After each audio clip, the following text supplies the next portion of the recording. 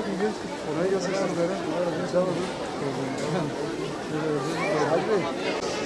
Ada kilos man dia. Ini bisa air gua. No game ya.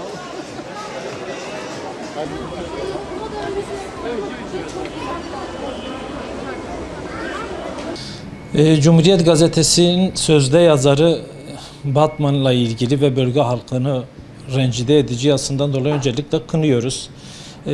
Bölgeyi bilmeden, yöreye gelmeden kız çocuklarımız hakkında böyle ithamsız şekilde açıklamaları bizleri üzmüştür.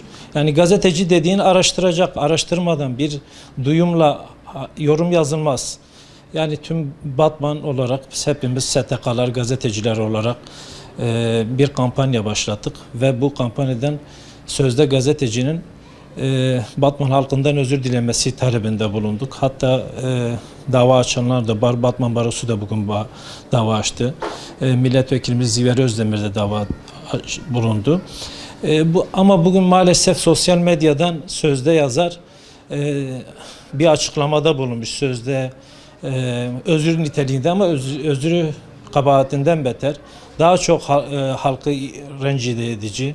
Yani işte sanki Batman'da sadece intihar oluyormuş, sadece kız çocukları okul okumuyormuş gibi bir ima yapıyor. TÜİK verilerine bakmaları gerekiyor. Yani Batman'ın diğer illere göre son sıralarda. Yani her yerde intiharlar oluyor, her yerde kız çocukları başka yerlere, illere gidebiliyor ve kaçabiliyor. Yani buna her yerde olan bir şey. Sadece Batman'ın ön plana alınması art niyetlidir. Yani 90'lı yıllarda bile aynı intihar vakalarıyla Batman tekrar gündeme gelmişti. O yıllarda bile yine Batman orta sıralarda seyrediyordu ama yine birinci olarak gündeme getirildi. Neden yani bölge halkımız Batman ve diğer iller hep ön plana atılıyor? Yani İstanbul'un intihar oranları Batman'ın yani kat kat ve üstünde. Yani biz bu kadın özrünü de kabul etmiyoruz. Kesinlikle dava açıp Cumhuriyet Gazetesi'ni de o gazeteye boykot etmemiz gerekiyor. Daha önce de Cumhuriyet Gazetesi yazarı Işıl Özgen Türk, Yeni Kuşak Türbanlar başlıklı bir yazıyı kaleme almış ve başörtüyü takan kadınlara yönelik hakaret içerdiği belirtilen yazıyla ilgili İstanbul Cumhuriyet Savcılığınca dini değerleri alenen aşağılamak suçundan soruşturma geçirilmiştir. Cumhuriyet Gazetesi sözde yazarı Işıl Özgen Türk'ün yazısında Batman'a dair bir öğretmen dostumdan aktardığı, buralarda kız çocuklarına hiç değer verilmez, babalar kız çocuklarını çocuktan saymaz, onlar okutulmazlar, mal gibi satılırlar ifadeleri kaleme almıştır. Gazetecilik ve habercilik bu olmamalıdır. Bölgeyi çok iyi bilen öğretmen dediği kişi muhtemelen ön yargılı ve şehri hiç bilmeyen birisidir. Demek oluyor ki bu şahıs terbiye yoksunu ve işi insanları aşağılamaktır. Bu gazetecilik değildir. Batman halkı misafirperverliğiyle ülkemizin her noktasında bilinmektedir. Kız çocuklarının eğitimine ciddi bir şekilde önem verilmektedir. Cumhuriyet Gazetesi sözde yazarı Işıl Özgen Türk'ü öncelikle aynaya bakması ve 600 bin insanın vebalini aldığını bilmesi gerekiyor. Saçma sapan yalan dolan bir yazıyla 600 bin nüfuslu bir şehre hakaret etmek kimsenin haddi değildir. Sözde yazarı şiddetle kınıyoruz. Batman halkının aile yapısı hakkında herhangi bir bilgiye sahip olmayıp, bilimsel dayanağı olmayan yazısında öne sürdüğü ahlaktan uzak, iftira ve hakaretlerle dolu, gazetecilik biliminden uzak, doğruluğu olmayan, toplumsal gerçeği yansıtmayan konuşmalara dayanarak yazdığı yazılarda dolayı mensubu olduğu Cumhuriyet Gazetesi'ni ve kendisini Batman Basın Derneği olarak şiddetle kınıyoruz. Buradan başta İletişim Başkanlığı olmak üzere Basın İlan Kurumu, yargıyı bu tür ahlaksız yazılarla ilgili göreve davet ediyoruz.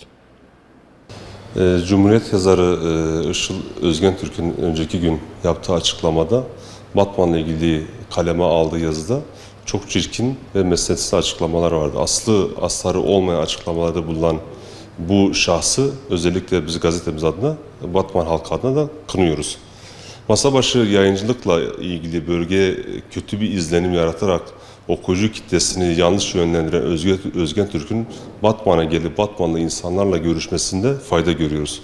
Ki yine tekrar bu yazdığı mesnetsiz açıklamaya rağmen biz onu misafir edip Batman'a tanıtımı ve Batman halkına yakından ilgilenmesiyle ilgili her türlü garantiyi de verebiliriz.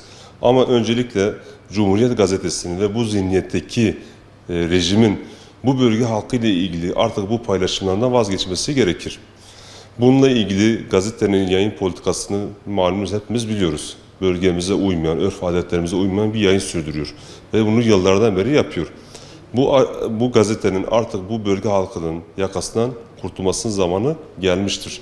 Vatandaşlarımız bu gazeteye gerekli tepkiyi en yakın şekilde, en güzel şekilde vereceğinden eminim diye düşünüyorum.